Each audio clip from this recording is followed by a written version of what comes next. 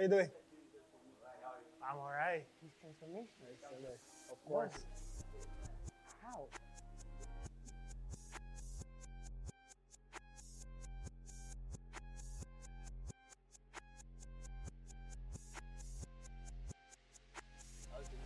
It's good. It's good, man. Excellent.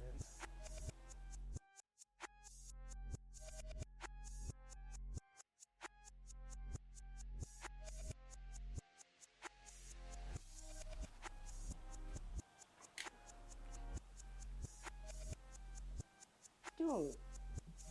Uncle Ro. What up? How are you? How are you? Happy New Year. Happy New Year. Thank you so much. Thanks for having Guys, me. it took us 5 years. Wow. You see this? It took us 5 good years to have Bobbies on the ZMB. Let me make sure that I put my phone on silent. Please. Of course. 5 good years. It's an honor. Thank you for having me. Thank you. You know what's crazy? Mm-hmm. People in the Lusaka actually hated me because you never came on my show. People in Lusaka hate a lot of things. Body shit that way. Just Body upset. shit that way. You know, upset as a people, man. How's it going though? Hopefully this makes everything okay. I hope so. I hope so. And I was actually saying to myself, I'm like, maybe Bobby doesn't like me. That's why it's taking you this long. No, I just don't think we ever got the timing correct, you know what I mean? Yeah. That's the only thing. Sometimes man get money in the vocamba. I'll just bore people. I don't think so. I think people enjoy your character, especially more not on the mic, but even as you speak. Yeah, but you know what the thing is? People don't know this, I'm very introverted. So there's times when I'm like, I want to talk, but I'm just quiet and I can't help it. So I'm like, I need to reload the batteries. Kabambo kamba vambi. Alright, my beautiful people, we're about to get started. We have Mr. Day Walker, the king, or let me say the prince of LSK. He is here. And you know, I was worried. I'm like, what is he going to wear today? Isn't that going to outshine me on my show? And he actually did. Look at it. No, I just took it easy.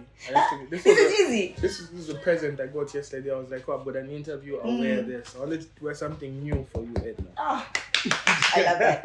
Hello, my beautiful people. I hope you're amazing. My name is EDNA. I am the People's Bay. Now, as you can see right now, I am at All Stars Motors Garage, which is newly opened. It's located along Greg Lungu Road. Now, a lot of people, you people have been asking, what services do you offer? I'm here to show you guys what we do offer. So please come with me. Pwaku. Vehicle diagnostics, vehicle service maintenance, vehicle spray painting, panel beating, vehicle service parts and suspension parts, ECU repair, vehicle key reprogramming, vehicle electrical repair, DPF delete.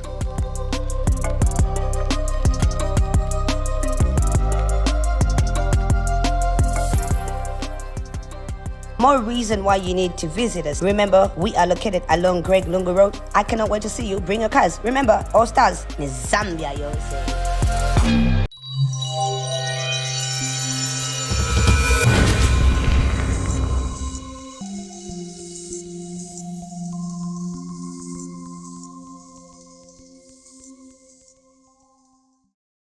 All right, Mr. Day Walker. You know what's crazy? I just found out someone told me you were actually saved. Yes. For real? That's a very big part of like my transition in the past. I missed that part. Yeah, it's really important to me, my faith, you know. It brings a lot of stability, a lot of like, comfort and stuff. I love it. I love Jesus, man. What led you to that?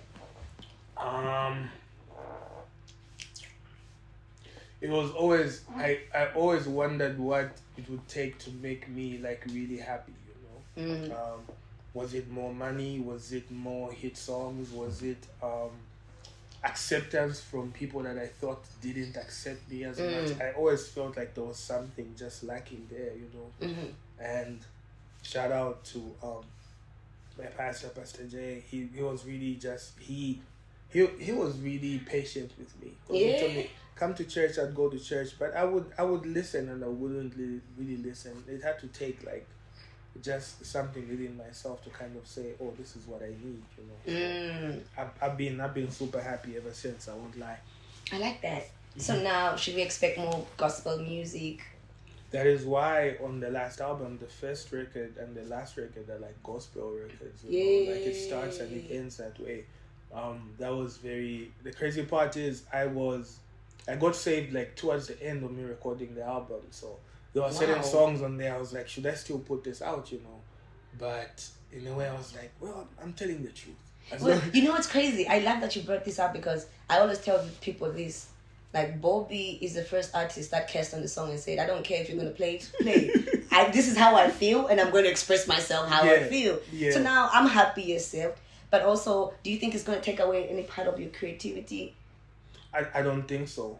I really don't think so. I just think it's going to supplement it more and make it better. I think that it's going to have more substance. I feel like I have more to talk about now. You don't always need to go like the rowdy way to get a reaction out of people. And even just my age, guys. But you're like wine. You're getting finer as you get older. Even with my... Thank you. What? But even with age, guys, it's just like certain topics are like, yeah, this is not really me. Yeah. So what brought out that side of Bobby whereby if you want to say F on the song, if you want to say this on the song, you're just going to say it and you don't care about radio stations and TV stations? That was just a product of my environment. That is how I grew up. Like, people had no filters. And like I said, I didn't talk much. So all of this is stuff that used to shock my mom when she listened to a song. This is you saying all of these things. She'd be shocked. I'm like, I've been holding in so many things. Like, the music is an outlet for me to say something.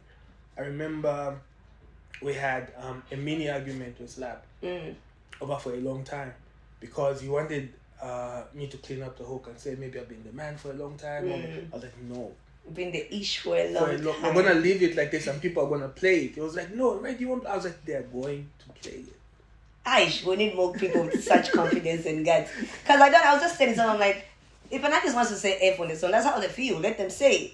Yeah. So I'm glad you brought that out. And you know what? You've brought a lot of people on the scene. I remember having to do an interview with Yo Maps. And that's the time you guys did Mrs. Onyang. I was really excited. Yeah. Saying Bobby is big. If you ask me about Bobby is huge. Like, he's a big artist to me. Yeah. And you brought a lot of people on. You know, you brought Veen, Low-Key on. Yeah. There's other people you brought High-Key on. Do you still get a share from them? No, I have never asked for any money for anyone I've ever done a feature for. Well, it depends. If it's like a client, a customer, they reach out to my management, there's a fee for that. But if it's like a fellow artist, someone that I know, we have a personal relationship, I've never charged for a feature. I've never asked for... But you take long. Yeah, that's the thing. If I like your song, I'll treat it the same way I treat my own songs. There's no song of mine that I've ever written in 30 minutes or in 40 minutes. I take my time. So when you send me the song, I will warn you that I'm going to listen to it continuously until I find... Sometimes I do 5-7 verses on one song until I'm like, okay, I'm happy with this one. That's what happened with the Maps records. I loved it so much. One day I'll play like the original version of that song, you know. It was... When he sent it to me, it was different. The beat was different. I was like, I hear something in this. Do you mind if Stash and I just like change the beat a little bit? And you know, he had the humility to say, no, big man, go for it. Yeah. So it wasn't just me working on the verse, it was Stash as well trying to figure out what to do with the beat. Because when it came to us, it was originally produced by Maps. Somebody told us you're a musical genius, by the way, Vincenzo, and that's how you actually take time writing your verses. So he says for the Chase of a Good Time, it took 2 months to send him the verse. And every time he's got a record, you're the first person he sends it to because you've got good ears for that. Where do you get that from? It's not, I wouldn't say like the best ears. I just know what I like. Okay. You know, so I share my opinion. Even with Chase to the Good Time, the first time I heard it, I didn't like it. I told him I really don't like this record. Then he went back and he sent me a different version. I was like, this is the one. And he said, if Bobby says it's not the one, go and do your research. But if Bobby says this is the one, then it is the one. I was like, this is the one. He was like, do you think we're going to beat like the previous? I was like, this is going to be bigger than like the reason. I told him this. I was like, this is going to be bigger. You told him that? I told him. It took me a long time to believe in that song. That is the thing. But with that song, it's the sense of nostalgia that it brings. Even when it came out and then like the build-up was slow, I was like, don't worry. as we approach a certain period, it's gonna pick up, and it's kind of like a timeless record. Think of like in my mind when I heard it, it reminded me of records like I've Got a Feeling by the Black Eyed Peas, or I Got a Feeling, or Chase to the Weekend by Rihanna. It's like a song that people play for celebration. So it's one of those songs that you can play anytime you're having. It's anthemic. Yeah, so I like that. So if you hear it for the first time and you're not really in the most jovial mood, you'll be like, the song as well. But then as December started coming through and people wanted to enjoy themselves, it suddenly became like the theme of that day. I was hosting an event and it took the owner of the club to come and tell the DJ, said, don't play any other record, play just the good times. Oh, have you been to Roadhouse, by the way? Yes, I have. How many times? This is my 3rd time. What's your favorite meal or drink when you get here? Did I have a meal the last time? I had like a platter or something. I came to watch a football game. I was with Nez and the guys. Yeah, had fun. Okay. Yeah, we at Roadhouse, in case you missed it, my beautiful people. So you know what's crazy? When your album art dropped, we all dropped together with your with your artwork, and everybody was just like intrigued with how it's creative. It's something that we've never seen. Even though is it Josh, the artist that came out saying, no, I did this first? I don't remember that artist. You don't remember that? What's his name? No, Robert something. I don't remember the name completely. But you remember the story. I remember the story. I did see the story. Where did you get the inspiration from? So with that one, that album, I had this vision in my head of like something that is like timeless, something that you might not understand in your first listen, your third listen, but gets better the more you listen. Like there's a lot of like deep stuff in there that talks about just me at my age now and all of that. So in a way, with the album, there's a child on there.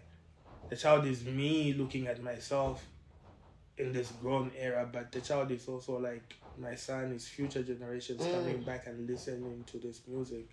And once the title hit me, I was like, oh, Robert. I was like, oh, that's really nice. I called up, shout out to Mapalo. He's the one who designed it and everything. He just told me straight away. He's like, because my initial idea was like, we should do like a statue or something like that. And he told me, nah, let's do like a museum thing and whatnot. I was like, oh, that's dope. And yeah, immediately he told me his idea. I reached out to my friend Suwila, who designed like the garment I wear. They're supposed to depict like African royalty and whatnot. My good friend, I'm shouting out everyone, Vince, he did the photo shoot, and Mapalo came through and just edited the thing in like a few hours, to be honest. We just argued over fonts and whatnot, but the actual design he did. That was creative. That was very creative. There was just something for me that was missing on this album. Because compared to the previous one, is it Spaceship? Like you brought in a sound, Bobby. You changed the whole game. Everybody now wanted to move towards your direction. Like, oh, this is now the new sound. This is the new sound. I get that. You get it, right? So make me understand what you're trying to do on this album. So with this album, the reason, like sonically, we went the direction that we went is because this album is a follow-up to my first one, which was B. So I had said this already. Like, if I'd said like Vanilla 2, then you'd expect like a lot more experiment. Like, I'm really, when I'm on theme, like I stick to it. So with most of the sounds, I wanted to use retro sounds, but kind of make them a little bit modern again. I wasn't pushing the envelope on making the songs that we did that sounded like completely new, and I was like, oh, this I've never done this before, but it didn't sit within it didn't. And once something is not on theme, then I won't do it. I'm pretty stubborn. My team will tell you that. There's a lot of good songs that we didn't add onto the project because it didn't sit. Great. With that being said, should we expect a time again where you just come in the game with a different sound? You just become a pioneer of a different sound that everybody wants to jump on. Listen, I would never say never. To be honest with you, I'd never say never. But the way I consider music the same way people consider like boxing as a sport or whatever it is. If you're a boxer, it doesn't mean that you only go to the gym when it's time for your fight. You're in the gym all the time. You know what I mean? the moment I stopped spending every single day at the studio was like, I'm not giving this what it deserves. So because of that, I'm happy to take a step back, do some features for my boys, for my friends. Not really, it really takes a lot. I need to like the song. I need to feel like there's something I can say on the song these days. I just want to do a feature for the sake of doing one. And once in a while, I'll have this idea and it's nagging me in the brain. I'm like, oh, okay, let me see how this is going to sound, and I'll record it. But for a full body of work, I'm an artist at the end of the day, you know. But didn't you retire? I don't really think people, that's why I never use the word retire, you know. I just said as a full body of work, I think this is my last one. Because I know the amount of work and time that it takes to do that, and I don't see myself doing that in the near future. But saying that I'm completely retired, I don't think it's realistic. I think as artists we create until the day we die. No, that's true. Yeah. And I love the fact that you tapped in on the features. I can confidently say this, and this is your grace. I don't know how you're going to take it, but you are one of the few artists that really survives on features. You can do a whole set and just perform like 4 of your songs, then the rest are like features, and those are like banger after banger, banger after banger. Yeah. So does it also come with how you take other people's songs? Like you just keep them close to your heart? It comes with, if I'm gonna collab with you, I have to consider that song my own. I have to give it my best. If there's pointers that I have production wise or whatever it is, I have to the best collabs for me are the ones where like I'm almost 50-50 creatively. Okay. If the person is a little bit and there's people who've got their own vision for their songs and they are like, nah, I don't want to switch this up, I feel like it will ruin the song, then I'm like, I kind of feel like it can be better, then maybe we can work on something else. But you do your best. That is true. I've been very blessed. I've been very blessed for people considering me, first of all, to put me on their songs. True. I've been blessed to meet some of the best producers, you know. I've been lucky in that my entire career. It's not luck, it's grace, Bob. It's grace. Because again, you are one of the few artists, you go mute for even like a year, 8 months, I don't know how long. But the moment you come back on stage, like you just appear on stage, everybody goes crazy. It is grace. That is grace. A friend of mine told me, it's like, yo, people really love you. I was like, they do love you. I was like, sometimes. I was like, it depends. But you can never really take such things to heart, you know. The younger me, you always used to get offended whenever I feel like people are slighting me or they're saying such and such, or like the whole internet will wake up one day and suddenly they hate you.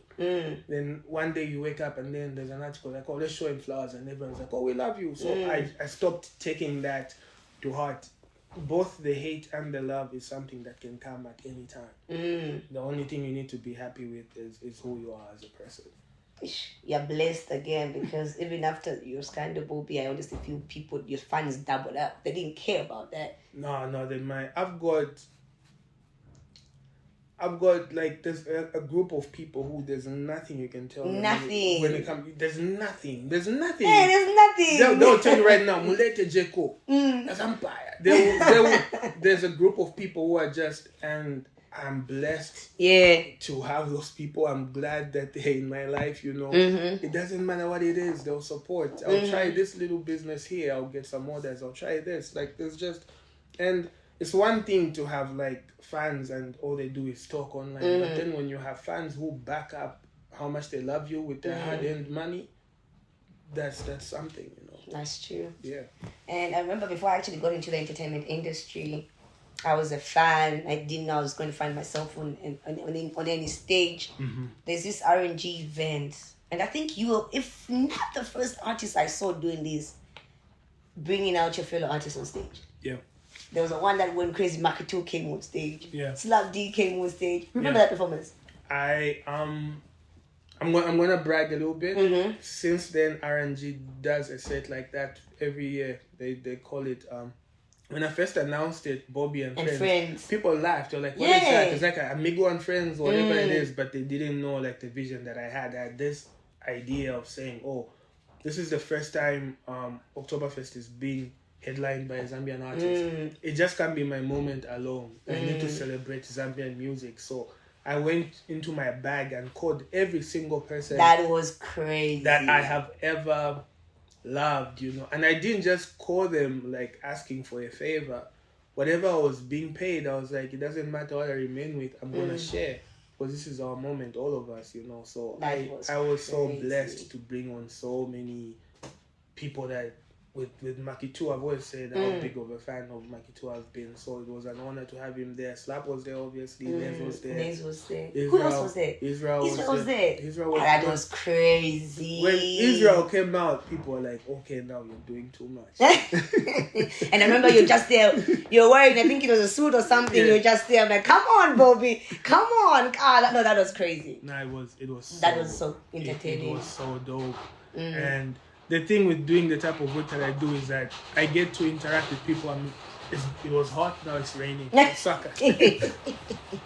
I was honored to do another Oktoberfest last year, and I brought out Winston, and it was Winston Moyo. Yeah. And the big man came through, and it's like when I told him that we're doing the show, it didn't really know like what to. So I got this like, all these people are here for this. I'm like, yeah, it's like a festival. It's like, that's amazing.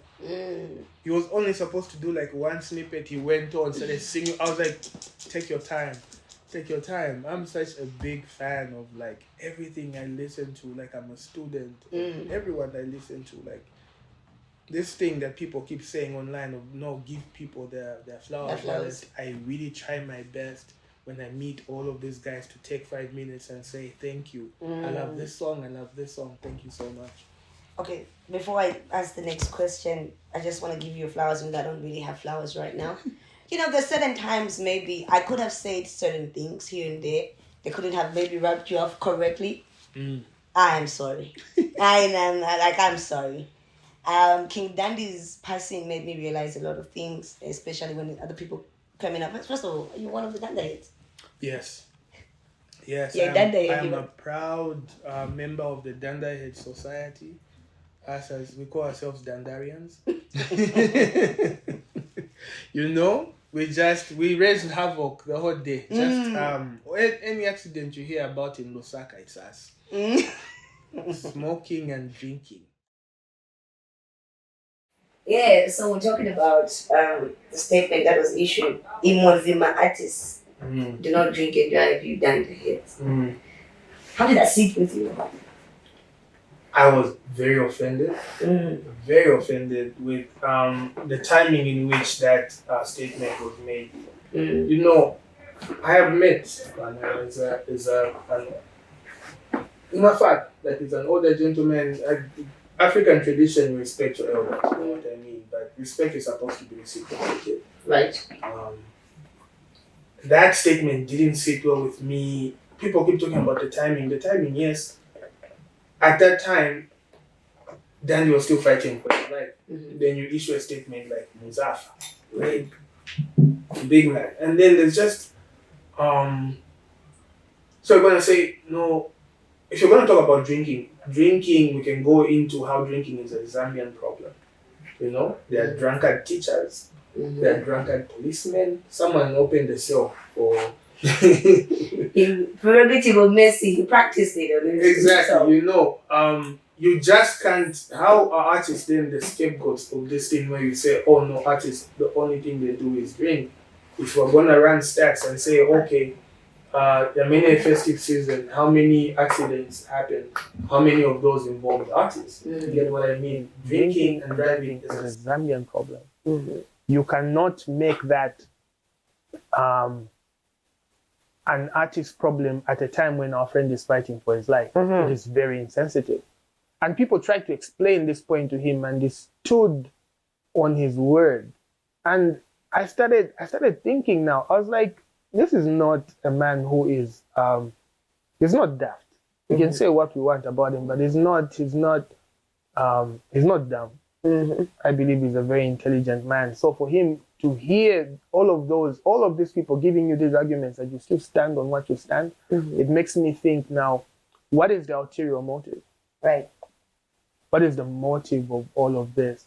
I might get in trouble, but I have a theory, you know. I have a theory. I just feel like there are certain individuals who are doing whatever it takes to generate buzz and engagement and numbers. The ulterior motive for why they're doing that, I still don't know. Mm-hmm. Maybe it's monetary, maybe. You know, there's such a thing called rage bait. Rage bait is when you post something that you know is going to upset people so much that they're going to engage with your page. So at the end of the day, I just feel like there's a certain group of people on social media whose whole shtick is just like getting numbers by any means necessary. Even if it means offending people, even if it's... And these people are relentless and they do it like without considering anything at all. The ulterior motive for why they're doing that is reasons best known to themselves. That's true. When growing up, the men that I knew, my uncles, my fathers, my grandfather, were very stoic, very silent people. The only, you know, when a man gets up to speak, you get up to say something when it's meaningful. But I kind of feel like that is dying away now because of social media. There's so much buffoonery and just people talking anyhow, and it's just taken away so much that I sit down and I'm like, this is not how I was raised. And I wouldn't want to raise my son to be a person like that. Your son is smart, by the way. He's a very smart boy, but I told him only say something when you mean to say it. Don't say something just for the sake of attracting attention. And after this whole saga, it made me realize something. Do you think artists, musicians, and I love the point that you raised, like, drinking is a Zambian thing, you know? Abusing alcohol is, not abusing, but just drinking alcohol is a Zambian thing. Yeah. Do you think musicians or artists, do you think people are respected in this country? There's a balance, you know? There's a balance. I can't say everyone is... It depends on who you're asking about. If you ask me about Danny is very well respected, in very high regard. And then there's certain artists where people really don't take you that seriously. Maybe sometimes it's our fault with how we brand ourselves. If you handle yourself in a way where you're always mocking yourself, you can't blame people if they mock you in return. You get what I mean? Like what you present to the world. I always tell like the artists, I'm like, guys, you can't page up or sing and carry your comedy this week, the next week man you're feeling bad advocacy for something. Like people won't take you seriously. You need to know who you are as a person and stick to your brand. So we're still fighting for respect. At least questioning more Zinasila these days. This is a question I used to get all the time. So besides music, what else do you do? Because people always used to think that if you do music, then you're not making enough to earn a living. You know? That has changed now. Shout out to Maps and Kandeke buying all of those cars. All of a sudden now, people are not discouraging their kids anymore. I can be a keyboard or something like that. You know, it's like how football evolved as well. People didn't really respect footballers for a while. When they saw that, oh, there's something here, then yeah, I feel like we are respected, but then in certain aspects as well, very much disrespected. But why don't you brag about your things? I mean, did you guys see the car you put up in? I wish we took the shot from the car and not where he was seated. You know what I mean? So why don't you brag about it? I said this once on social media, like, there was a time when anyone attacked me and I felt bad about it. The one thing I would start doing is, somebody been drama. The lack of money is, people work hard. People work way harder than I do. Some of them just don't have the grace. It's grace and God and luck, you know what I mean? There's people work way harder who don't have some of the material things that I have. The younger me, I'm glad God waited a little bit to give me some of the things that I have now, because some months are gone. Yeah, the rest is gone as well. Because the cat Bobby put up in, guys. Some months are gone, but for now, I am grateful. And whenever you are blessed and you are blessed like that, I feel that it's important you pass that on to the next person. By that, I do not mean a handout. There's only so much a handout can do. But if a person comes and they see I'm working on something and they're like, how can I come in? or even just advice sometimes. Like, okay, how can I go about this and whatnot? There's a lot of young people that we're working with who are earning a living by working with us, and that's the greatest blessing of all. I like that. So you had the opportunity to work with King Dandy. What is that project again? So that song is called Versace Shirt. Again, Versace Shirt. With Dandy, like, I started doing music in Chunga, Material specifically, and I was trying to push the music here. Had a lot of artists, like I was a teenager, but we had so many people under that label, and I was trying to push everyone's music and my music as well, and it just wasn't working out. Until Ben and Peterson came to Chunga and they said, you guys have something, come to Kitwe. So we went to Kitwe, and that's where like Mafyompe Balls and all of those other records dropped. So those songs were big on the Copperbelt before they were ever big. In the beginning of my career, first of all, people used to mistake me for J.O.B. And they also used to think that I was from the Copperbelt because it launched my career. When I went to the Copperbelt, Dandy's music it was so big that they were like mini dandies, like people who wanted to sound like him, and it continued to this day. There's people with the host voice who try. For me, like I told, like I'm a huge fan of the culture and the music. So for me, Dandy has always been like an iconic figure. So when it was time to do, I said I want to do a skit. And the time we did that skit, this is 2018. It's before TikTok. It's before like these skits that you see. Like, allow me to take a little bit of credit for this. Like, people knew that Dandy was hilarious and whatever it is, but they're like hearing like speak like that with all of the lingo and everything and just like cracking the jokes. Like, that was one of the first ones, and I didn't expect him to go that hard. I just saw a picture of him wearing a fur coat and like he had like shells and everything. I was like, this is iconic. So when I did the song Versace Shirt, my last line on the song was iconic, Dandy crazy on a money phone, because he had like a money phone and everything. And I was like, wouldn't it be dope if we had him in the video? I was really nervous about calling him because I was like, maybe it was that kind of such a fan. I called him, Mr. Bobby, like he put up on the day, and then because he was wearing the coat, he brought two. Oh wow! He was like, oh, you need to wear the coat as well. Like, damn, thank you. So I wear the coat, and then we didn't even like have a script or anything. I just told the director, I was like, start shooting. And then it goes off.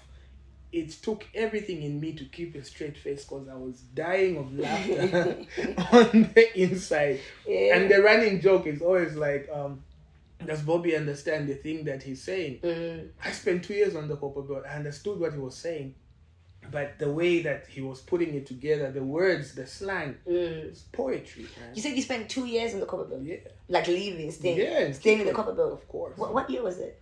This was very early in my, I'm an OG. People don't understand this. This is like 2010, 2011. 2 years? Yeah. And the Copperbelt? And the Copperbelt. So I was about to ask, but then you just educated me. I thought we don't really have music penetrating from Lusaka to the Copperbelt. But then now, after you just told me this story, I think I'm just going to flip my question and say, what is it you're doing in the Copperbelt for 2 years?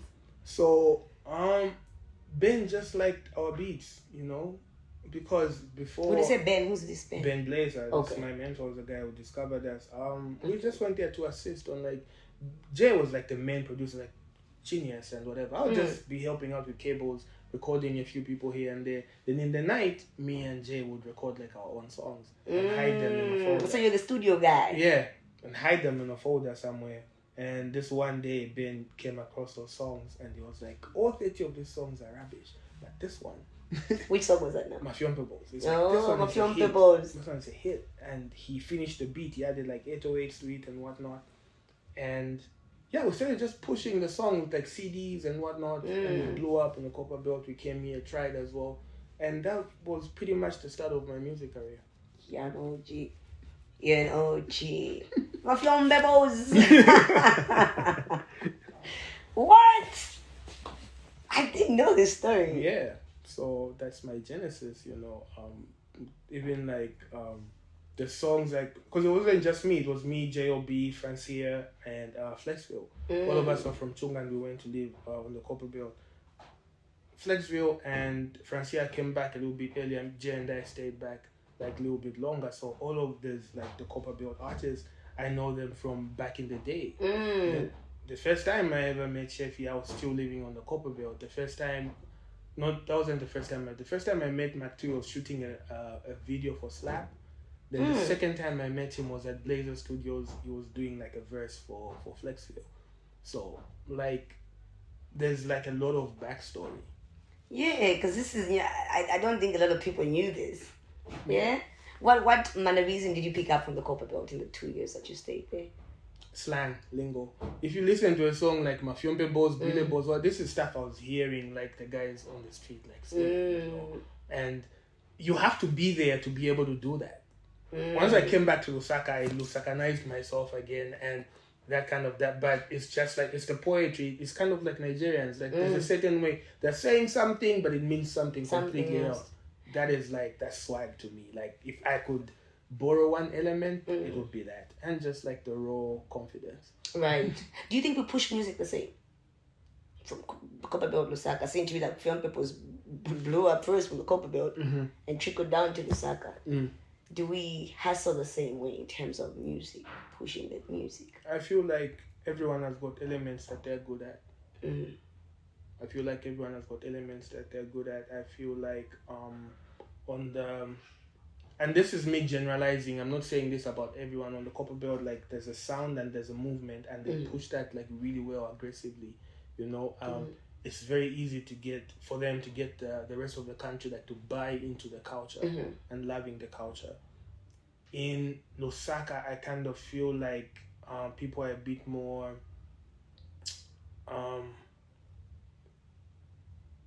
what word do I use?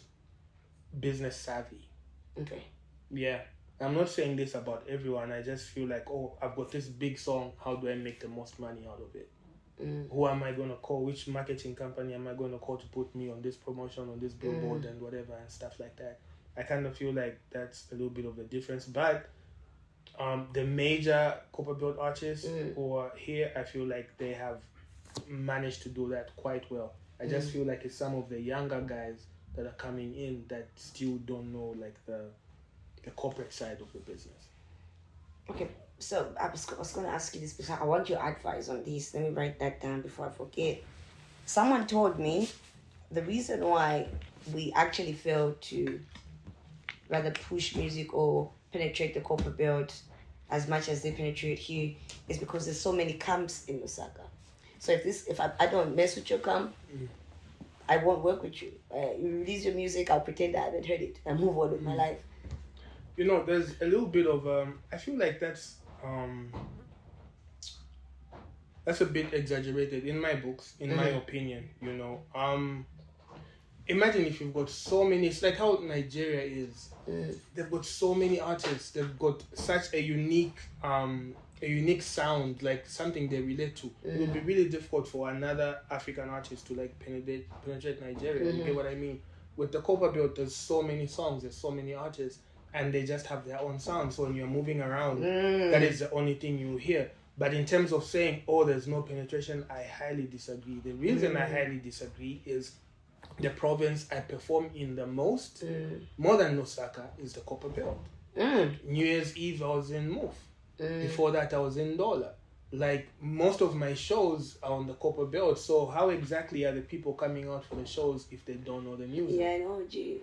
Nah, I think there's only so much OG stuff that you can get away with. You know what I mean? There's only so much.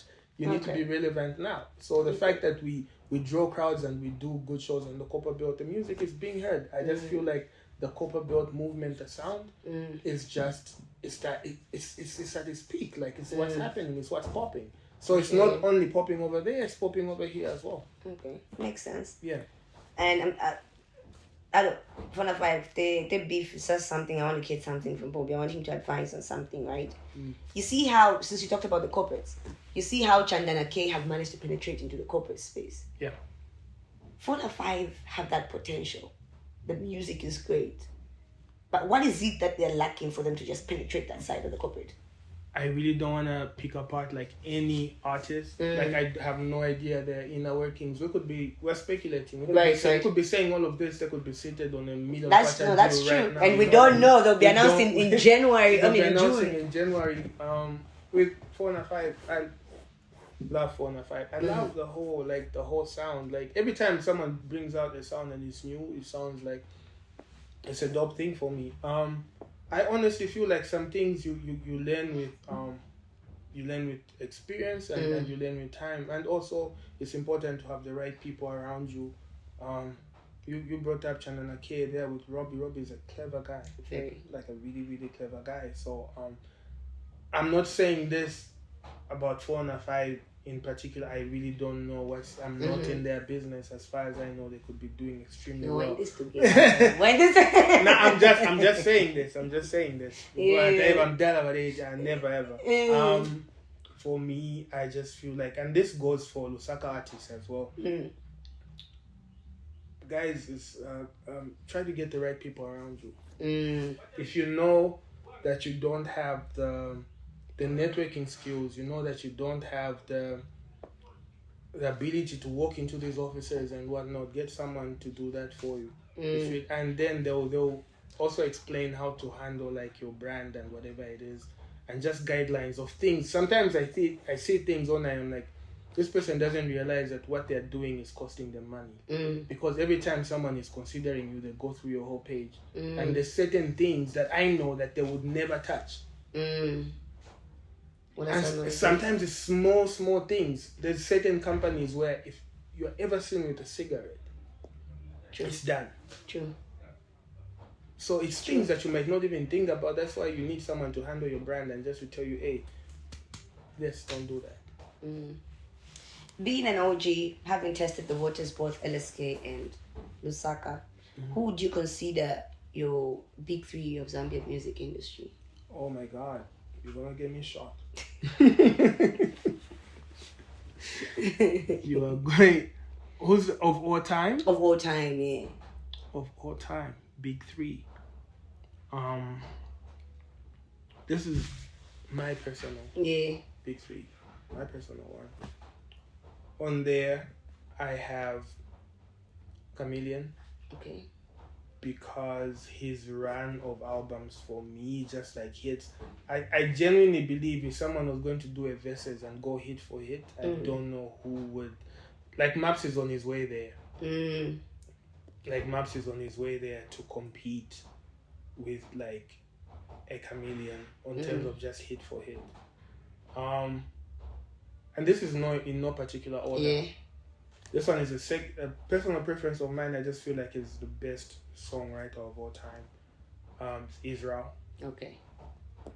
That's in my top 3. Can I do 4? Okay, do 4. Okay, I'll do 4. Okay. Big 4. I'll do my big 4 because these other 2 are really important to me as well. Then I'll have Slap in there as well. You have to understand.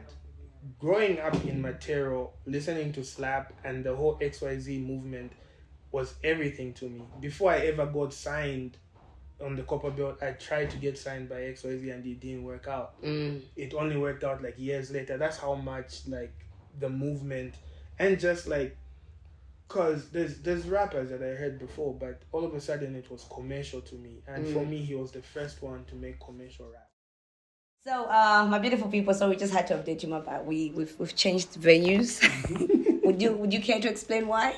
Shout out to Zesco, okay? Much pressure, guys. Yeah, but it also goes to say like Roadhouse has different spaces that you could actually use privacy. You want to be seen, yeah, you can still come through right here. Lovely place. You know what I mean? So you're giving me your top 4, and we ended on number 3. You said Slap. So I was on Slap, like. As a rapper, I couldn't go through my top 4 without mentioning a rapper, and I had to mention a rapper that has been like the most impactful to me in this country, and that is Slap D. He's from Matero like I am. He commercialized hip hop, in my opinion. He is a phenomenal businessman. One of the best things he taught me was just how to handle the business and just like how to be good with money, and he's a great guy. So that's my number 3. My number 4, and my last pick. This one just goes without saying. Of all time, I'm putting Maps on there. Oh. Yes. Maps is your big 4.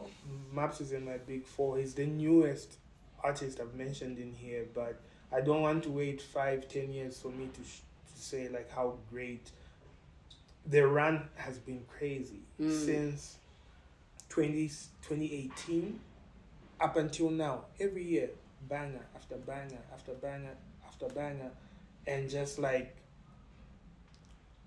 you know, you can be famous, you can be an artist, you can be popular, you can have good music, but I feel like he's reached like superstar status, like where it's difficult for him to even. Sometimes I can go to the mall and go buy some stuff. People take some pictures and whatnot, but I can move around. I don't think Maps can go into ShopRite without causing havoc. He is a superstar. Because of that, being the few people that can do that, this is my top 4. Top 4. Interesting. Okay. I was wondering why Ruff Kid is not on your top 4. Should you say top 10 maybe? I have always like given my flower. Like Ruff knows I love him. Like with Ruff, like if you go down my page and whatnot, there's many times when I've mentioned Ruff. His Naked Truth album is one of my favorite albums. And Ruff is an OG. Like he did songs with Mainza. Like that is how long he has been around. Do you know how difficult it is to be that relevant from then up? But is he relevant? He is. If you are talking about him, if he's coming up in conversation, you lose relevance once people stop talking about you, or once people stop mentioning your name. So for good or bad, and he's a very smart guy. Like he's really smart. Even all of these antics that he's doing on social media and whatnot, that's a clever guy. That's intentional. But is it true you denied him a feature? I do not recall ever receiving a song from Ruff. I'll be honest with you. Ruff, if you're watching this, I even commented, I was like, yo, just stop trolling and send me the song. I don't remember ever receiving a song from Ruff. Yeah. I don't want to like burst his bubble and say exactly what he's doing, but let's just know that he's clever. Yeah. Anyone who thinks that he's lost his mind, they don't know. Ruff. He knows what he's doing. He knows exactly what he's doing. If you had the chance, would you sign him back to XYZ? That is not up to me. And I don't even think he would want to be under anyone. I feel like he is evolved, like he's his own boss, like he's doing his own things. Yeah. I don't think he wouldn't want. I don't think he would want to do that. Before we talk about XYZ and the bars, I was going through your socials, X precisely, especially, and I discovered you've got a handsome brother. Oh, Joseph. Yeah. You people thought Bobby was nice, he's brother. Then you know. I am the ugly one of the family, honestly. Is that true though? For real. Nah, my brother. Yeah? Nah, I can't go with that boy anyway. He'll get your market. Nah, I can't go with that boy. I love that. No, I love that. Problem. But such a nice boy. Yeah? Very kind, very reserved. Let's go back to XYZ. We'll talk about your brother later. I know how to get the number. But let's talk about XYZ. What happened to the XYZ bars? Like, I don't know. Still, there's no bars that as much as it used to have. I just feel like with any product, you have a point where it's coming up. You have a point where you're sustaining it, and then you have a point where it's been around for a long time. You get what I mean? I feel we still have our core fan base. There's still an XYZ fan base, but to kind of like expect that every year will be like 2008 or 2006, you are going to kill yourself with depression. That's why even different brands, like if a brand comes in this one time, they'll change the packaging, they'll remodel, they'll do. So it's the same thing with XYZ. It's gone under different incarnations. You know what I mean? There was the OG crew. It changed into something else. So many people have come through and they've left, and there was a new phase with Dave and all of that. Unfortunately, he passed, and I feel like as a staple in Zambian music, it is a very big label that will always be able to sustain itself. It's just an issue of, or I'll tell you this right now, pre-2018, 2017, 2016, I was hearing the same thing where everyone was like, oh, Bobby, leave XYZ. It's on its knees. Then I was like, oh, damn. And that is when we went on the vanilla run and everything just changed. And so it's the same thing, man. It's like football. I remember you gave reference to Rockefeller. was it that supposed? I'm not sure. I'd be saying... But more like... I'm not leaving. I'm still here for XYZ. Like for me, the label changed my life. So I'm ride or die. I am there. You get what I mean? And it's like a football team. This 1 year, you just have to be real with yourself. You're like, oh, this year we played badly. We have another chance to pick this up. We believe in ourselves, in our talent, in the source that we have, in the ears that we have to pick up new talent and to just turn things around. Like I said, with how social media has come up now, it's a little bit more difficult for people to trust the process more than they used to. So even when we get a new artist, people want an EP now and then. When in my ear, I'm like, this guy is not ready. And some of these people, you sign them, they're 19 years old, 20 years old, they're still young. Like you want to build them to be something, but because of social media, sometimes people leave. Okay. And I genuinely believe that we will find some more people who will trust the process. And XYZ as a movement, as a label, has to go on, and it has to live past Snap D and Bobby East and any individual artist. It's an entity on its own. It's a movement. Before we actually talk about the signings, you talked about football. What team do you support? Let's not go there. What team do you support? Let's not go there. Please, I want to know. Manchester United. Me too. We should sell the team now. What do you think? I think we did, and it didn't work out. I think we did. Yeah. But anyways, let's talk about signings. Why didn't you sign Vincenzo when you had the chance to? That's the thing. People never really know this. We did sign Vincenzo. Vincenzo was signed under Blackout, which is another division that we run. You know, Vincenzo was signed under Blackout, and we had him for a considerable amount of time. And when it was time for him to move on and go to another label, the right business was done. And everything just happened the way it was supposed to. I feel like Galaya is a very good fit for him. And I remember the time that you were announcing your signing with KMP. Everybody thought you abandoned the record label. Nah. Are you still with KMP though? With KMP, that is a very difficult question for me to ask. I am waiting for the word on what that is, but with KMP, I still have so much love for KMP. The big man, Bawalia Kalandanya, you know, in other countries it's a normal thing. You have business people who invest in Nigeria, that's how Nigeria popped up. You have business people who believe in the artist and they invest. You just can't believe and not put money in there.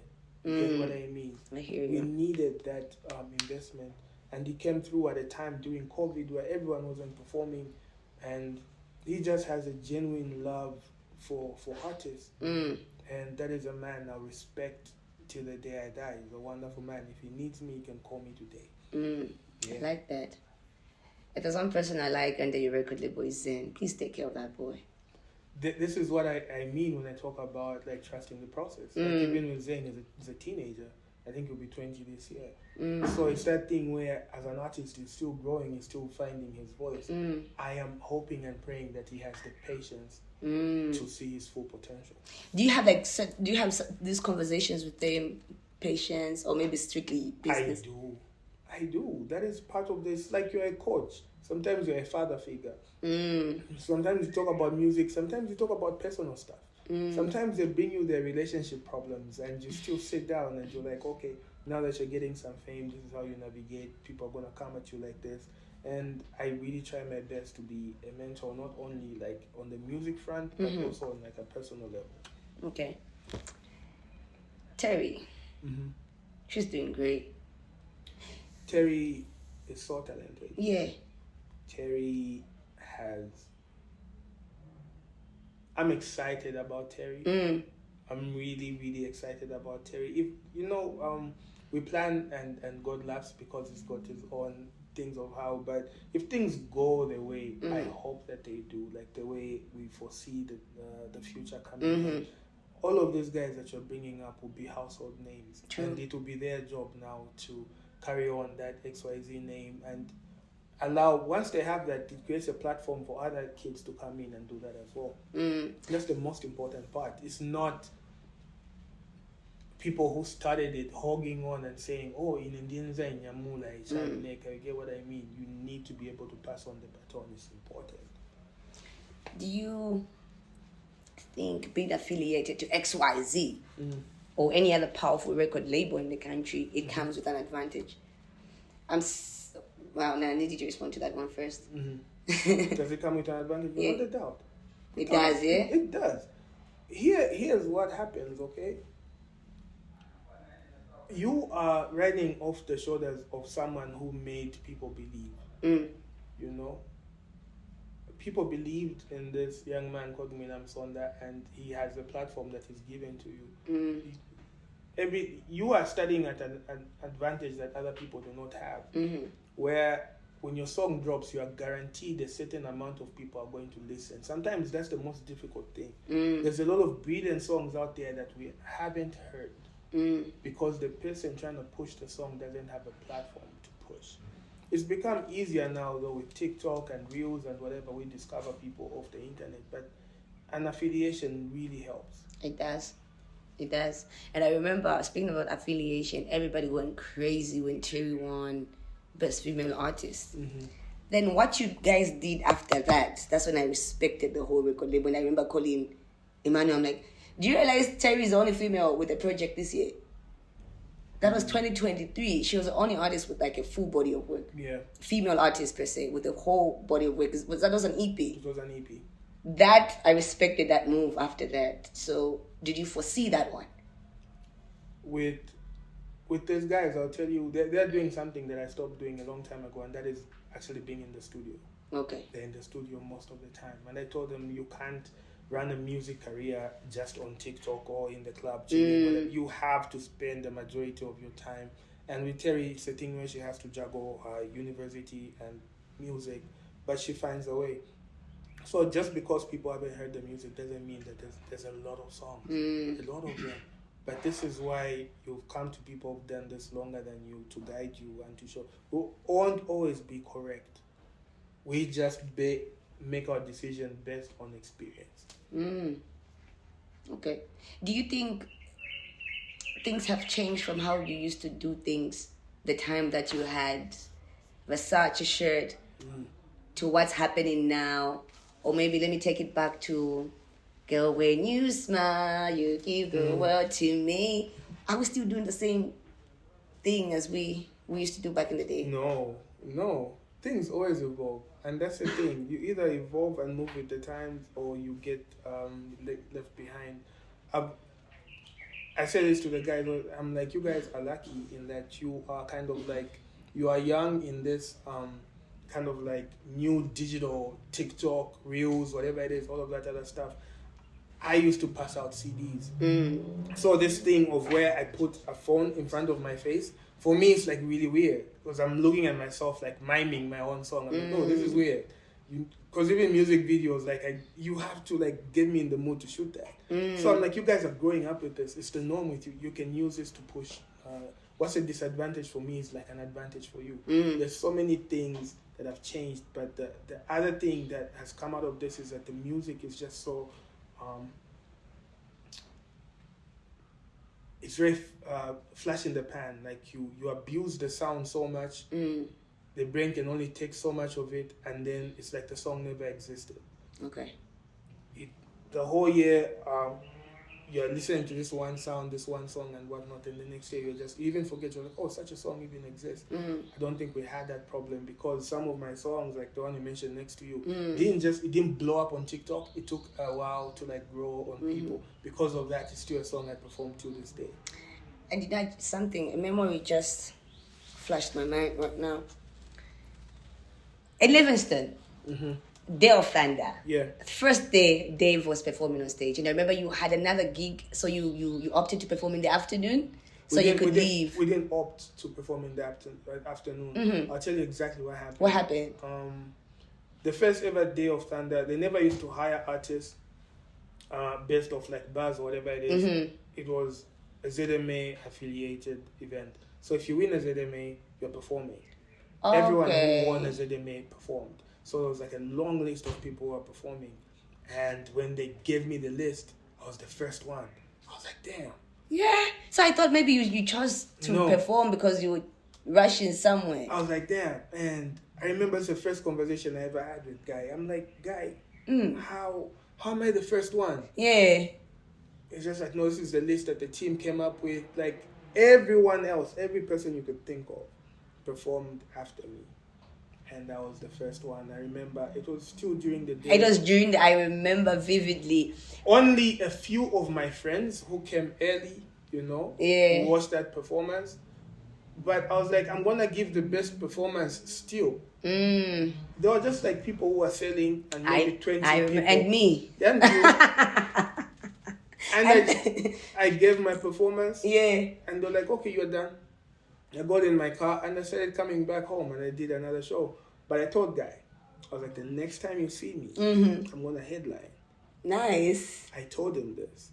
Nice. And in 2018, I did. And he was like, I thought you were messing around. Nice. Now, I'm going to ask you this. I remember on stage, you brought out Dave and he was still shy. Yeah. And you said, don't worry, he's still shy, but very soon you will know his name. Mm-hmm. And it didn't take so long. We definitely knew who Dave was. So, is there any artist you're trying to bring up, or maybe are you still going to write with Zen? When are you going to give him that platform?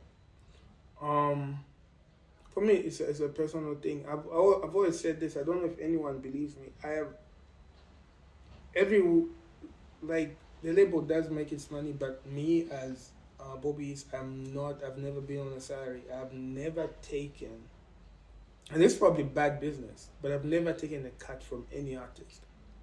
Yeah. Not even a 1 quarter. That is not the reason. Even from their streams. Nothing. Not in way. Even for songs that I've written, I've never gotten royalties. You write songs for people? Oh yeah. Yeah? Yeah. What song have you written? I can't tell you that. I can't tell you. I can't tell you. But Are they rap songs or? Most of them are actually melodic records. Most of them are melodic. So I've never taken. This is bad business. I don't encourage anyone to do what I do. But for me, I feel like the industry still is in infancy stage. The time will come when it's grown enough for us to start sharing the money. I just don't think Gawan and Drama's artist or Moz. Maybe Zayo Maps. I just feel like that is when people now get upset and they're like, they forget that, this person shot 5 videos for me, whatever. They're like, and did a math. Yeah. That's because what Tenga show Moz or for la 20. The label gets a 10 from there, then was a manager, and a DJ, and then but it's showing there 20 penny, but kunyumba for 5. That's where the resentment comes from. Okay. So I never wanted to deal with any aspect of that. I was like, is it because that never happened to you? I was signed. So meaning I was signed. I paid my dues to my record label. Are you still paying your dues?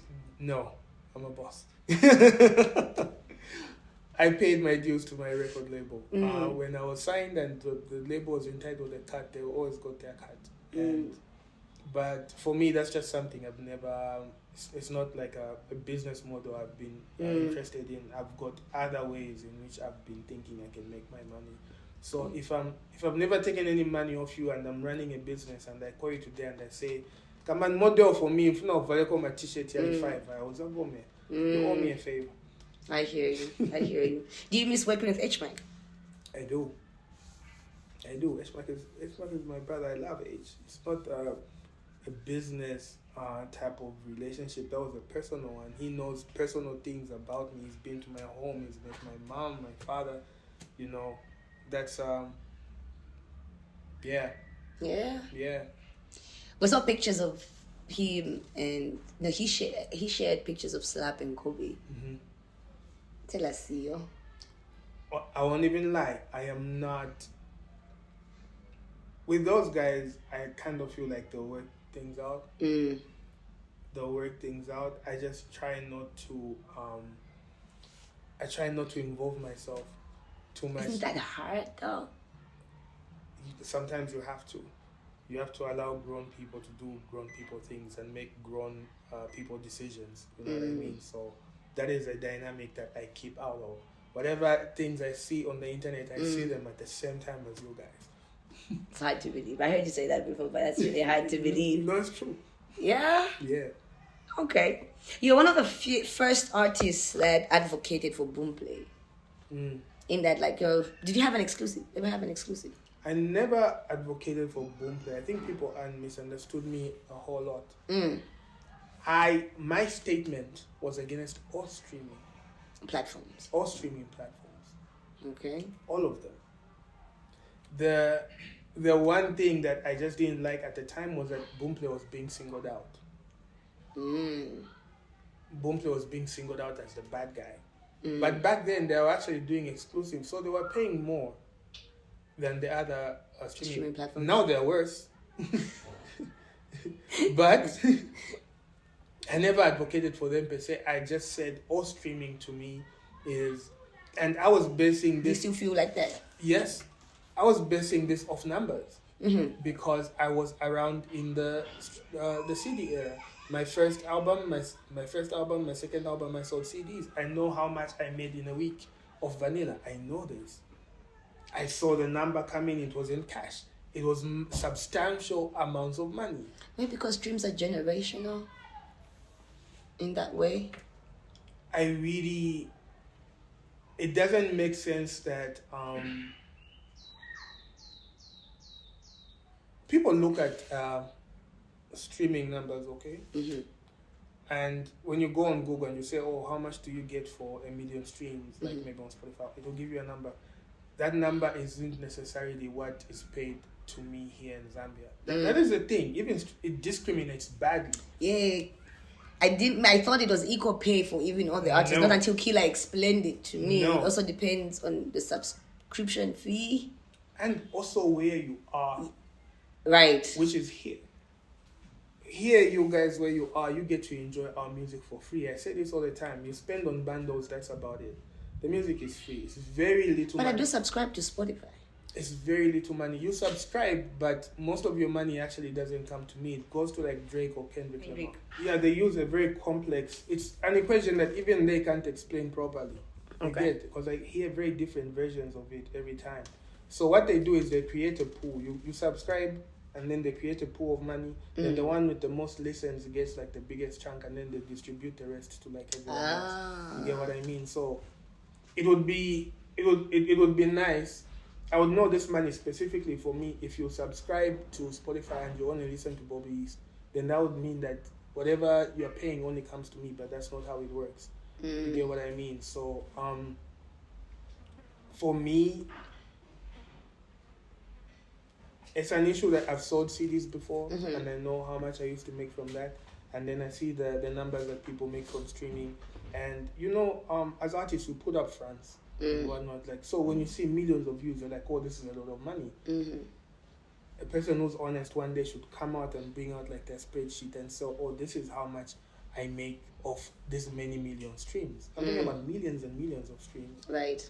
Another thing that people don't realize is that even for a platform like YouTube, which pays the highest, we don't have something called AdSense, which is where they put adverts on the YouTube video. Because of that, even if I've got 10 million views on a music video, I only make money if that video is viewed outside Zambia. All the Zambian views are just numbers for me to look at and don't really pay. Yeah. We need a different session for this one. Now, this question is quite personal. Yeah. But I just want you to be as honest as possible. Yeah. And I'm just saying strictly music, Uncle Robe. Have you made 1 million? Just strictly music. Shows, bookings, everything else. Have you made 1 million? Kwacha? I'll be honest with you, I'm one of the lucky few to say that I have. Oh. Nice. Off the music alone. And by that I mean bookings, endorsements, everything come together. Yes. Yeah, I've done that a few times, luckily. A few times. Hi. Nice. Do you remember first, like, what did you do with the first big check you got? I got a convertible Audi in 2018. We remember that Audi? I got that, but I don't really spend that much on cars anymore. That was me just like being a rapper. You know what I mean? Like, oh, let's get a nice car and whatnot. But I've just been trying to learn how to invest, how to place money in strategic places.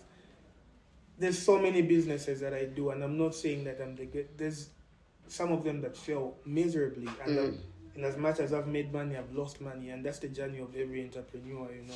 Yeah. But I always have ideas.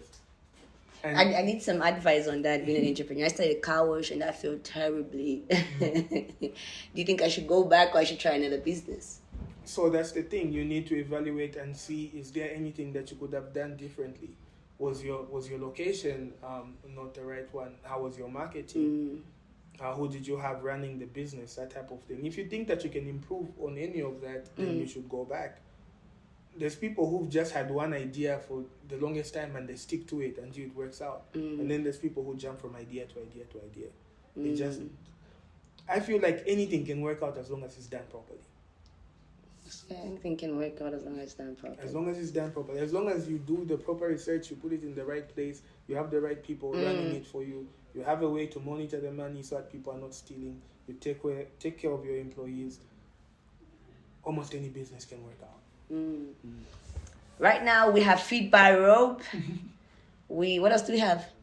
So Ultra. We've got Feed by Rob, we've got Ultra. Some of the other businesses that I'm in, I never attached my name because they're a bit more technical, and we still have like prejudice. So it's like, a rapper is like owns part of this business. Yes. So, like, you won't take it seriously. So I have very, very qualified people who are the face of that, and I'm okay with that. Yeah. But there's certain businesses where I'm like, like Fits by Rob, that needed to be me. Eventually, I would like to hire like models and whatnot to kind of like do that for me. But for now, I need to kind of like spearhead that thing myself. Yeah. Did you come up with Feed by Rob because of how people praised you, saying you're the best male dressed artist? I had this idea for years. I won't lie to you. Like, I really did want to go into... My first idea was kind of like design. Okay. I looked at the numbers of that and I was like, okay, not yet. For now, what can I do? Okay, let me put clothes together and see if people like them. If they like them, they'll buy. And our first consignment, we were just trying it out. We had like 3,000 pieces. I am happy to say here that everything was sold out. Shout out to, I got a text today, it's like, yo, can you send me that t-shirt? I was like, everything is gone, bro. Oh, wow. Shout out to all the people who supported, who put their money where their mouth is, you know what I mean? So my team, as we talk right now, my team has traveled. They're sending me pictures, samples of like the next drop that we're gonna do, which I think is gonna be, because we're trying it. Nice. Our next drop is gonna be like really, really. My idea, my hope. When I tell you this, my hope was that the new consignment would be in, because I wanted to come and style you for this interview. Oh my god! So what are we gonna do? What are we gonna do now? That was my idea, but I'm saying it on camera right now for an interview of your choice. Call me. And we'll come and style you for that one. Come on, thank you. Thank you, Feed by Rob. Thank you in advance. Thank you. Okay, that's great. And the Ultra, how's that doing? With Ultra, like I said, with businesses, you have to be really, really strong. For me, it was the branding. How you just came up with the caps first. Everybody has an Ultra cap. I'm like, okay, what is this shit trying to do? So with Ultra, we've kind of like diversified our business more into delivery now. So it's the app, you get on the app, you order your bottle, and then we deliver. We tried a few models here and there with the physical store. We figured that was just taking money out of the business, like a lot of money. Perhaps we'll bring that back, but for now, with the way the numbers are, the way the kwacha and the dollar are behaving, and rentals and malls here, you pay in dollar and whatnot. So we have a very nice inventory of drinks. You can still go on the Ultra app, order something, and we deliver. Nice. I like that. I don't know why, for some reason now your face is changing to look like Jay-Z. I was about to post like Jay's portfolio, because there was this running joke when I started, like, I knew like the jokes would be there. And I started posting like the t-shirts and the jeans. That music. I'm like, bro, like every rapper I've ever looked up to does like a million other things. And people are like, no, this is just a side hustle. No, it's not a side hustle, it's a business. Bobby East Inc. as an artist is one thing. Whatever else I'm running is a full-on business, not a side hustle, it's not a passive thing. Everything that I do, I am so passionate about. I go to bed, sleep thinking about it, I wake up thinking about it. That's dope. I was about to give you another business idea, but people say, no, no, that one. I feel like you could easily sell a skincare product as well. I have been trying. Yeah? I have been trying. How's that going? I have been trying. First of all, it needs to be the right fit. I can't sell things that are not that don't work. You know what I mean? Like, it needs to be. If there's any agency out there and you, it doesn't even need to be the biggest. I could start together. It doesn't have to be the most popular. If it's a good product, we'll market it together. I love that. Let's talk about your iconic intro. Hey, yo, H-Mac, we're about to make it. Mine's left, but he left with his intro. I love H. Like, oh man, like, he believed in me, Yeah.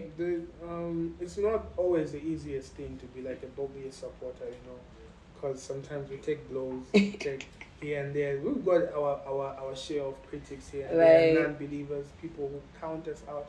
I can't count the amount of times I've been counted out, but to have people who believe in you, that is something that's like... I could have missed this part. Like, where did you record the... Obviously, Stash. So, go about to make you famous. So, I think the first time I recorded that was for...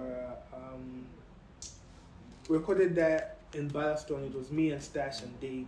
And it was H-Mac song called Down, with that slap on it as well. Yeah, that was the first time I said that line. And it's because like he always used to hang around in the background. I was like, this is your record. Like, we're about to make you famous. We're about to make you famous. And yeah, stuck around. Yeah.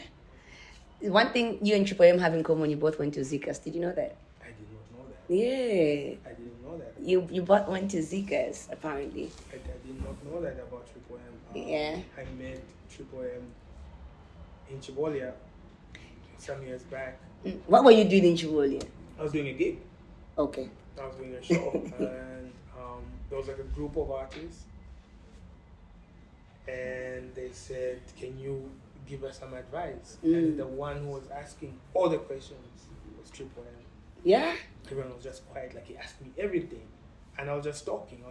And sometimes you just like you talk, and then you're like, whoever takes whatever it is, take it, and whoever doesn't do it. And a few years later, it comes to me. Walker remembered him. He was like, "Do you remember you came to Chibolia? I was the guy asking you those questions. Like, that was me." And he is a perfect example of what I was talking about understanding the modern space in which music is in. Like, he utilizes the platforms. Like, people say words like TikTok artist, like it's a bad thing. He used that as a platform to push himself. And look at him now, he's a superstar. He's a superstar for real. Yeah. Are you a strict dad? No. Why? Is it because they're not strict in you? Why are you not a strict dad? Listen, I said this once, I was like, these kids are so well behaved. Okay, makes a lot of sense. So just maybe as they grow and start becoming like a little bit more adventurous and whatnot, I might be strict. But there's something I believe wholeheartedly, and that is you need to allow people to make their own mistakes.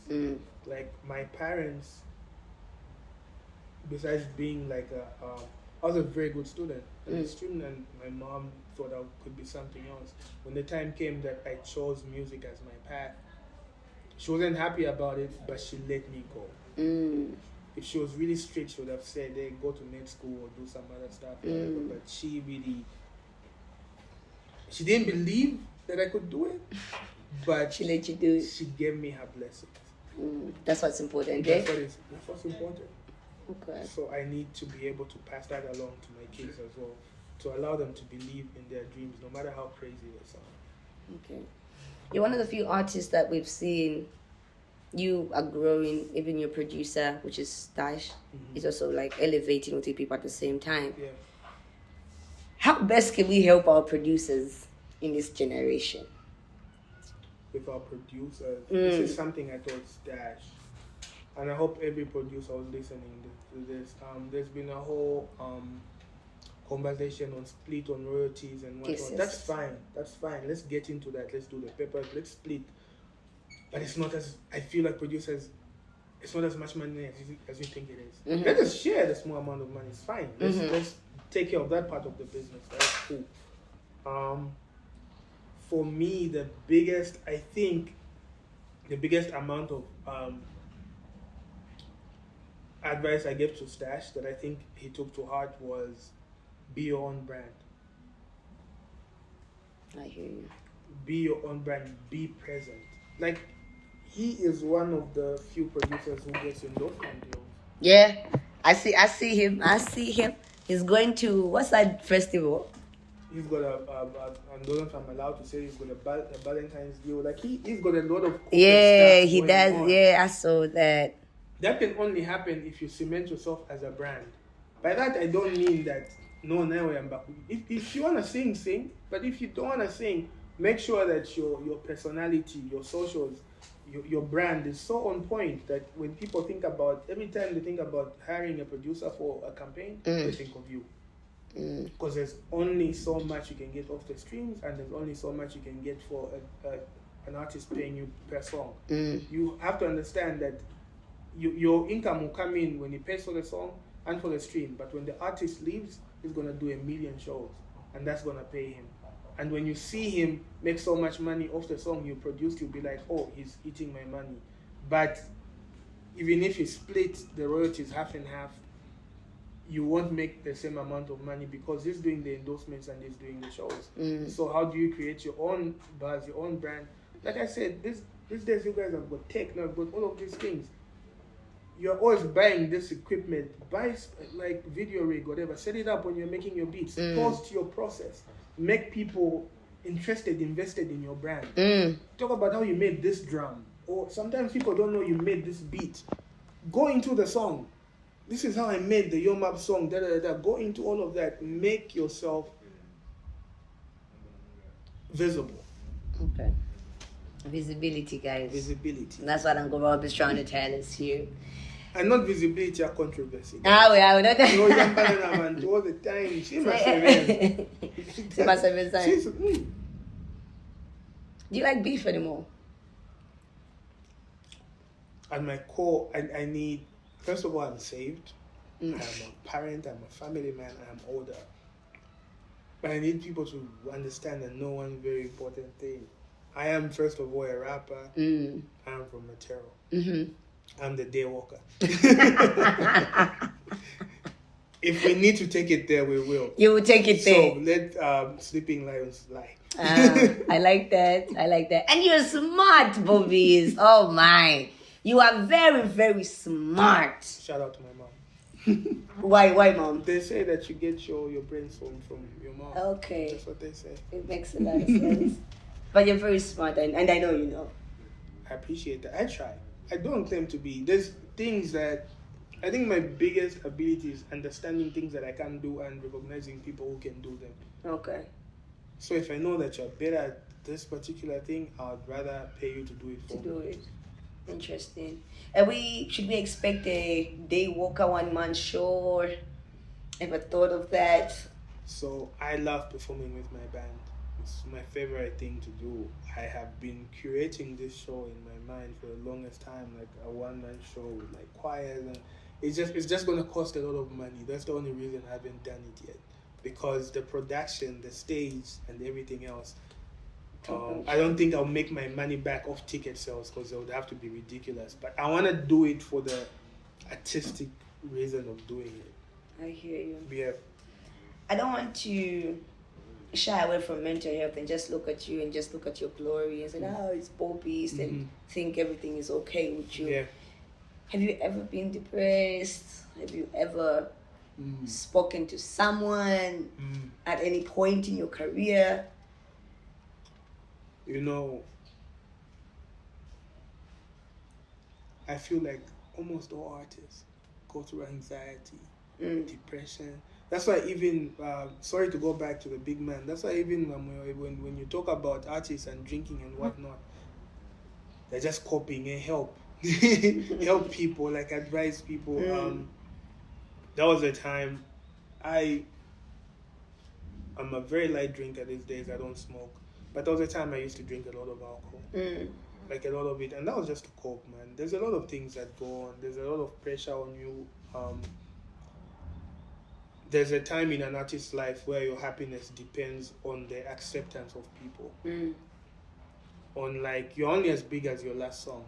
You know, you could do 15 bangers in a row, and then you do maybe 2-3 bad songs, and all of a sudden you're the worst artist in the world. And then you see other people doing better, and that stuff I think affects artists the most. The biggest growth that came for me was when my happiness didn't lie in acceptance of the masses anymore. It's where I don't have to be your favorite. Like, I spent a lot of my time just trying to win over people, neglecting people that have believed in me from the get-go. If you're a fan of the music, if you love the music, then thank you. Let's go on this journey together. If you don't, it is a matter of opinion, you know what I mean? I am confident and happy in who I am as a person. That is the biggest part of like the mental health journey that I had to go through. And in the beginning, it was just a lot of imposter syndrome. It's like when people say I'm not talented, am I really not talented? Is this by fluke? Or even just feel like underappreciated, like, oh, I deserve better and all of that. Once I became content and confident in my own source, I became like the happiest version of myself. So to every artist who's listening to this, like, man, once you just remove that thing of seeking validation, you'll be so happy. It's like, if I never make another song tomorrow, if I never do another song, no one ever asks me for a picture tomorrow, will I be content? I've got my family, my friends, I've got all of these things that I've built around myself to be happy. I think I'd still be like a very happy man. Yeah? Yeah. I like that. Shout out, man. And I think that's how you just wrap up the show. Is there anything else to say? No, I don't. I think there's nothing else to say, guys. I think this is how we're just going to wrap up the show. I don't know if you've got anything else to say, got anything to add on. Yeah, thank you for having me. I feel like this conversation was long overdue.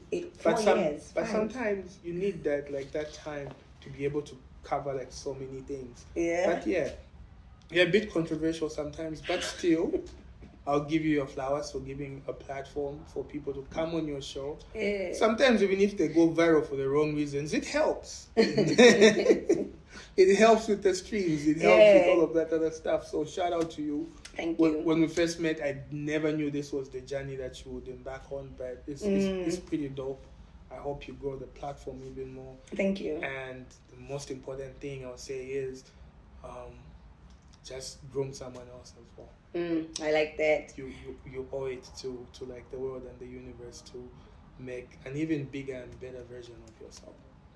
I love that. I've been thinking about it. The only problem is that people have been coming across, like, you can easily tell, so this person is here for the fame, or this person is here because of... Yeah, that's why you use your discretion. You need to do that with the person you really believe in. So if you haven't found them yet, that's fine. Take your time. Guys, you heard it. Thank you so much. But otherwise, shout out to the fans. Thank you so much. Thank you for the support over like 15 years, guys. 15 years we've been doing this together. I appreciate everything, every single day. I know some people complain I don't put out as much music as I used to. It's because I just want to do the best possible music for you guys. But something's coming. We need another. Okay, wait. Before we wrap up, right? I don't want you to mention names, but are there certain artists who just said I can never work with this one? No. Okay, so you can work with YCeleb? Yes. Okay. Without a doubt, I love YCeleb. I don't. you have to understand. With YCeleb, this is a person I can never really take offense against. First of all, YCeleb no I'm love.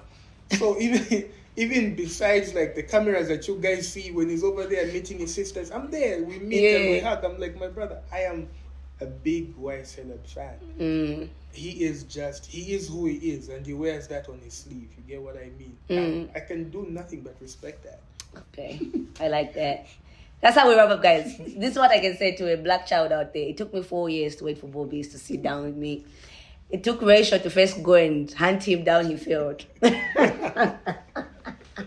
He failed for I don't know how long, and he just said, okay, now. And I said, guys, don't worry, I'll take it upon myself. But that taking upon myself took me, I think, about a year or so just for me to approach you. So, dear young child, your dreams are still valid. Keep pushing, and you can interview whoever you want to interview. Otherwise, Deoka, thank you so much. Thank you for having me. Such an honor. You are the Prince of Lusaka. You know, I appreciate that. Yeah, I'll take that title. Take it. And this is how we do it. This is how we wrap up. Remember, we at Roadhouse, and come through, guys. They do have delicious meals. They have amazing cocktails, mocktails, whatever it is that you love to take. They got you covered right here. And you know what I always say? It's hashtag elevating the industry. Peace. Yeah! I need a picture, please. Hello, my beautiful people. I hope you're amazing. My name is EDNA. I am the People's Bay. Now, as you can see right now, I am at All Stars Motors Garage, which is newly opened. It's located along Greg Lungu Road. Now, a lot of people, you people have been asking, what services do you offer? I'm here to show you guys what we do offer. So please come with me. Pwaku.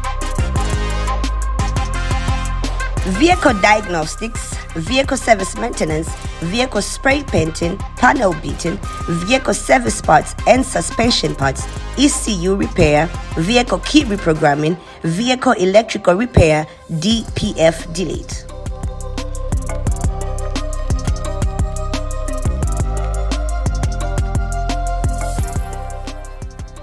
More reason why you need to visit us. Remember, we are located along Greg Lungu Road. I cannot wait to see you. Bring your cars. Remember, All Stars in Zambia, you say.